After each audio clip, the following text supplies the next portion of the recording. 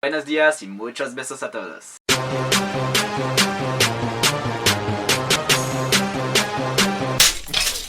Des multilinguistes. Il existe 200 000 mots dans la langue française et t'en inventes encore des nouveaux. On dit polyglotte, baka. Comme vous l'avez compris dans l'introduction, je ne parle pas du tout espagnol. Je baragouine une dizaine de phrases passe-partout. Ho imparato l'italiano al liceo. Est-ce que c'était à cause de la proximité, tout ça, par le tunnel du Mont Blanc, je mets moins de 2 heures pour être en Italie. Je crois que je ne regrette absolument pas puisqu'il s'agit d'une langue magnifique. Quand je vais dans un pays étranger, je trouve important de m'intéresser à la culture et à la langue du pays en question. Néanmoins, je prends pas la grosse tête à prétendre être un expert dans toutes les langues que je commence à apprendre, et que je ne finirai d'ailleurs jamais d'apprendre. Ma culture du créole martiniquais se limitera à jamais à Feu-Mangelou.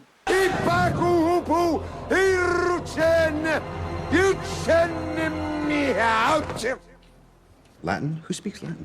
No one speaks Latin. No It's one a speaks dead Latin. language. You can read Latin or you can Yeah. write Latin, Did but you you can't model in speak Latin. Tokyo? So J'ai fait du latin au collège. Je crois que j'ai commencé à créter au bout de 3 cours. Et maintenant, je garde plus le moindre souvenir. Ouais, moi j'ai fait Dothraki LV2 avec option valyrien pour le bac. Genre là, t'es capable de me sortir une phrase en valyrien. Valar Morghulis. Ah ouais, moi je sais dire Brissinger.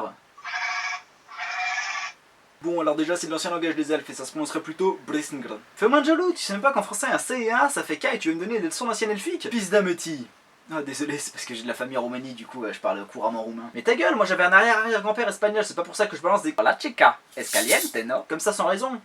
S'il y a bien une langue qui est pas agréable à entendre, c'est l'allemand. Non, on est d'accord. Ich habe eine Schnüffeln, ich liebe dich. Et c'est même pas agréable à apprendre avec toutes leurs déclinaisons. Par contre, je trouve sympa les langues qui utilisent un alphabet différent d'une autre. Ah, tu connais d'autres alphabets, t'es le king. Une meuf, tu lui écris son prénom en russe, en japonais, elle essaie du direct. Aussi pour ça que j'apprends à dire je t'aime dans le plus de langues possible. Comme ça, une fille de n'importe quelle nationalité ou origine, je lui sors un je t'aime dans sa langue natale et paf, le tour est joué, elle me paye pour lui donner des cours de langue. Leçon 1, The French Kiss.